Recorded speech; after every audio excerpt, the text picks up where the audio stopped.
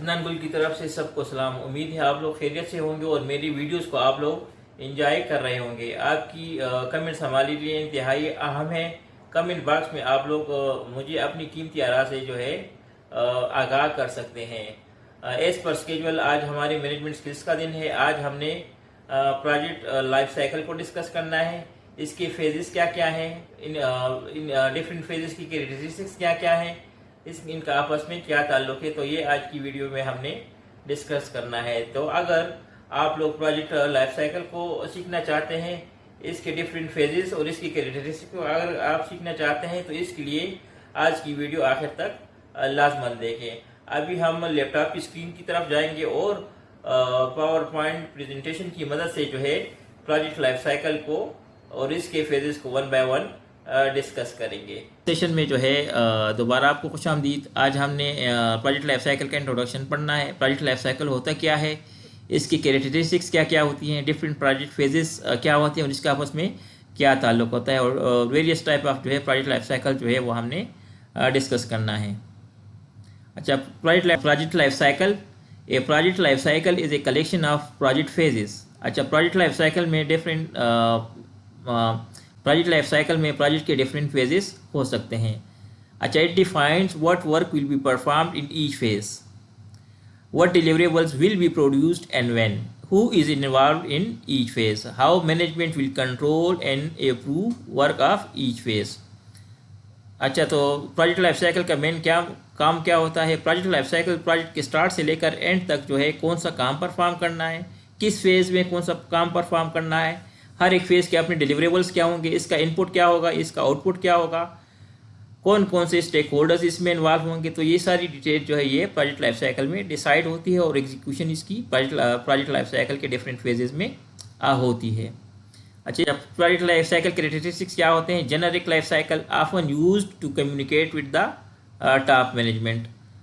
Starting इसका होगा, organisation and planning होगी इसकी, carry out the work execution होगी इसमें, और क्लोजिंग होगा इसका। अच्छा, प्रोजेक्ट स्टार्ट होता है, शुरू में जो है रिस्क ज़्यादा इन्वॉल्व होता है, कास्ट इसकी कम होती है। वक्त के साथ साथ जो है होता है क्या है कि इसकी कास्ट भी बढ़ती जाती है, ह्यूमन रिक्वायरमेंट्स भी जो है वो भी वक्त के साथ साथ ज़्यादा होती जाती है। फिर आगे जाके जब एग्जीक्यूशन हो जाती है, जब क्लोजिंग की तरफ हम जाते हैं, तो प्रोजेक्ट के ऊपर एक्सपेंस जो है वो भी आना कम हो जाता है और रिस्क जो है वो भी कम होना शुरू हो जाता है। इस तरह स्टाफ की रिक्वायरमेंट जो है वो भी वक्त के साथ साथ जो है वो कम होती जाती है। अच्छा, अगेन यहाँ पर देख लें, शुरू में जो है डिग्री ऑफ रिस्क जो है वो हाई होता है किसी भी प्रोजेक्ट में, कास्ट जो है इसकी लो होती है। वक्त के साथ साथ जब हम जाते हैं तो कास्ट जो है वो प्रोजेक्ट की बढ़ती जाती है, लेकिन रिस्क जो है वो कम होता जाता है। इसी तरह एंड में जो है प्रोजेक्ट का रिस्क जो है इंतहाई लो होता है, लेकिन इसकी कास्ट जो है वो बढ़ जाती है, सबसे आखिर में सबसे ऊपर भी होती है। प्रोजेक्ट लाइफ साइकिल की कैरेक्टरिस्टिक्स क्या होती है, इसमें डिफरेंट टाइप ऑफ फेजेस होते हैं। कुछ फेजेस इनिशियल होते हैं, कुछ मिडल के होते हैं और कुछ फाइनल के होते हैं। अच्छा, अर्ली फेज हमें रिसोर्सेज कम रिक्वायर्ड होते हैं क्योंकि हमें सिर्फ शुरू में जो है चार्टर डिसाइड करना होता है। रिस्क इज़ हाईएस्ट, जब भी प्रोजेक्ट स्टार्ट होता है तो रिस्क सबसे हाईएस्ट होता है क्योंकि हमें पता नहीं होता कि प्रोजेक्ट कंप्लीट होगा या नहीं होगा। अच्छा, greater opportunity to influence the project, cost of change are lowest. अगर शुरू में हम प्रोजेक्ट में चेंजेस लाना चाहते हैं तो हम ला सकते हैं, इस पर कास्ट बहुत कम आती क्योंकि प्रोजेक्ट एग्जीक्यूट नहीं हुआ होता। मिडिल फेजेस में क्या होता है, certainty of completing A project improve. शुरू में हमें पता नहीं होता कि प्रोजेक्ट कंप्लीट होगा या नहीं होगा। एग्जीक्यूशन के दौरान जो है हमें अपना टारगेट जो है या हमें गोल अचीव होना शुरू हो जाता है, या हमें नज़र आना शुरू हो जाता है कि ये प्रोजेक्ट कंप्लीट होगा या नहीं होगा। ये एग्जीक्यूशन में आमतौर पे होता है। मिडिल फेजेज जो है वो एग्जीक्यूशन के फेजेस होते हैं। मोर रिसोर्सेज आर नीडेड, क्योंकि यहाँ पर हमें एग्जीक्यूशन हो रही होती है तो हमें जो है दरमियान में जो एग्जीक्यूशन के लिए जो है ज़्यादा HR रिक्वायर्ड होता है, रिसोर्सेज भी ज़्यादा रिक्वायर्ड होता है, मटीरियल भी ज़्यादा रिक्वायर्ड होता है। फाइनल फेज़ में क्या होता है, cost of changes is highest, क्योंकि ऑलरेडी जो है हम फेजेस कंप्लीट कर चुके होते हैं। इस स्टेज में अगर हम प्रोजेक्ट में चेंजेस लाएंगे तो इसका कास्ट जो है वो बहुत ज़्यादा हाई होता है, क्योंकि हमें नए सिरे से जो है एक चेंज इनिशिएट करना होता है या प्रोजेक्ट पार्ट जो है हमने नए सिरे से इनिशिएट करना होता है। तो या वेस्ट, क्योंकि प्रोजेक्ट ऑलमोस्ट कंप्लीशन की तरफ जा चुका होता है तो इस वजह से जो है रिस्क कम इन्वॉल्व होता है। Ensuring that the project requirements were met, sponsor improves the completion of project.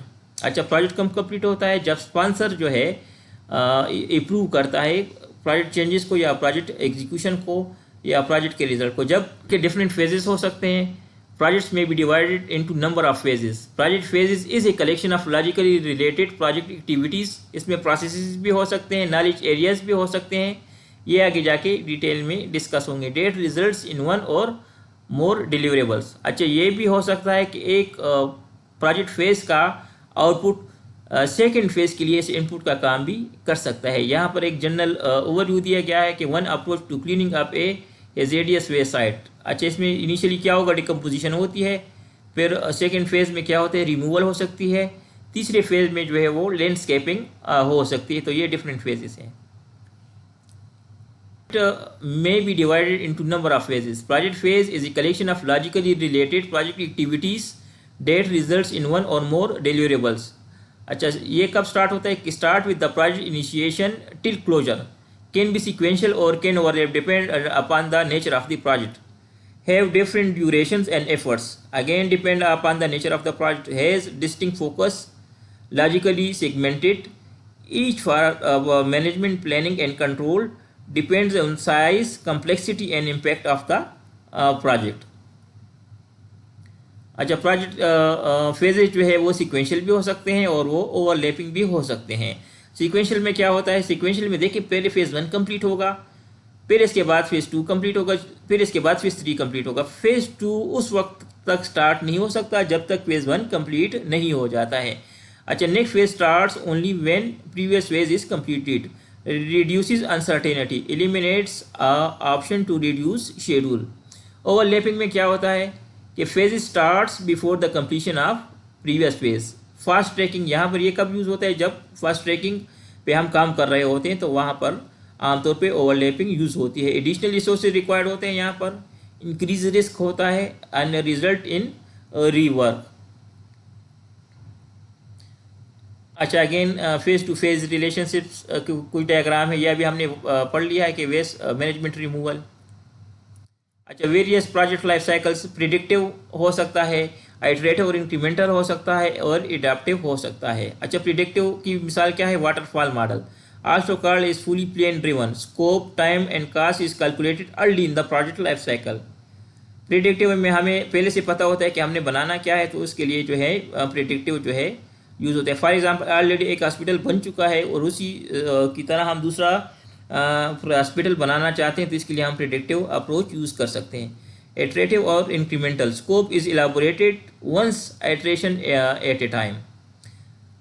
Project phases जो है iteration repeats project activities intentionally. अच्छा, ये एजाइल हो सकती है मेथडोलॉजीज में।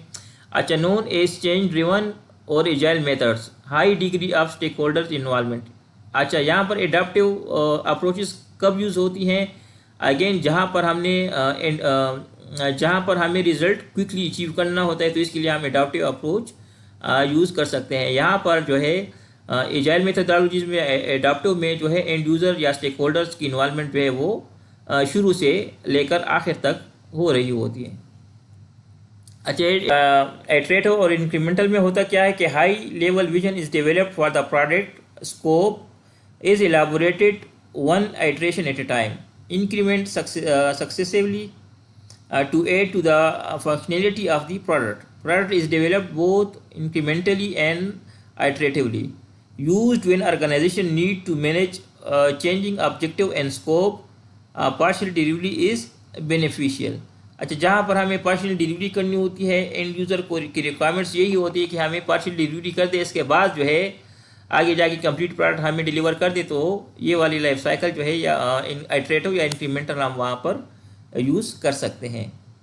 फॉर एग्जांपल, अच्छा मैं इसकी हम मिसाल ले लेते हैं कि कंप्लीट प्रोडक्ट एंड यूज़र की रिक्वायरमेंट्स नहीं होती, वो चाहते क्या है कि इनिशियल हमें 2-3 मॉड्यूल डिलीवर कर दें, इसके बाद 2-3 डिलीवर कर दें, इसके बाद 2-3 डिलीवर कर दें, तो इसके लिए हम आइटरेटिव या इंक्रीमेंटल यूज़ कर सकते हैं।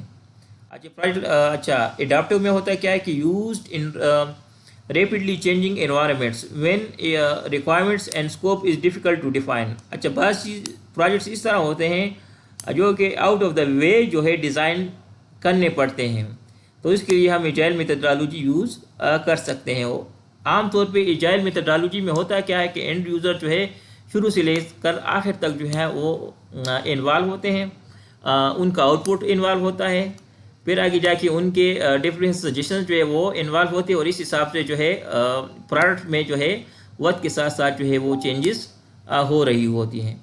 अच्छा, define small incremental improvement that will deliver value to the stakeholder. Scope decompose into the set of requirements called product backlog. अच्छा, iteration are rapid 2 to 4 weeks and fixed in time and cost resources. आज की video ख़त्म करने से पहले एक ज़बरदस्त quote है कि your work is to discover your word and then with all your heart give yourself to it. Buddha का एक कोट है, ज़बरदस्त कोट है। देखिए, बंदा कामयाब वो होता है जो अपने लाइफ में जो है उसका कोई गोल अपने लिए सेट कर लेता है और उस गोल के लिए जो है वो अपनी पूरी एफर्ट्स लगाता है। मैं अक्सर अपने स्टूडेंट से या अपनी कोलीग से पूछता हूँ कि आप क्या करना चाहते हैं। किसी के पास आंसर नहीं होता तो मैं आमतौर पे उन्हें कहता हूँ कि आप एक फेलियर की तरफ जा रहे हैं। आप अपने लिए ज़िंदगी में कोई गोल सेट करें और उसे अचीव करने के लिए आप एफ़र्ट्स किया करें। तो होता हो आमतौर पे इसका फ़ायदा क्या होगा कि आपको अपनी ज़िंदगी का मकसद जो है वो मिल जाएगा। अच्छा, आखिर में सबसे रिक्वेस्ट है कि अगर आज की वीडियो आपको अच्छी लगी है तो आप उसे लाइक करें, इस वीडियो को आगे शेयर करें। अभी तक अगर मेरे चैनल को सब्सक्राइब नहीं किया तो सब्सक्राइब के बटन को प्रेस करें, इसके साथ बेल के बटन को भी प्रेस करें ताकि आने वाली वीडियोस की नोटिफिकेशन आपको टाइम पे मिल सके। वस्सलाम, अपना ख्याल रखें।